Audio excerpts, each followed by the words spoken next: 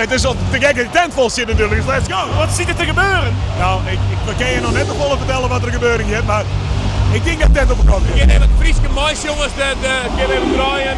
Even in een hardstyle jasje, dus ik denk dat de hele tent wel op komt.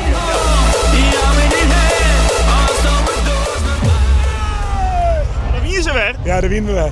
Mijn stem is wel vet. Ja, hoe zou dat komen? Ja, ik zou het net weten. Dan hebben we die oren. Almer, wat gong je nou, wat gebeurt hier nou alweer? Ik weet het net, het wie een grote chaos. Ja, en wat je me eigenlijk even met de witte is, deze jongen is net alleen onderdeel van het elite team, maar hij is eigenlijk gewoon hoofdorganisator van het festival.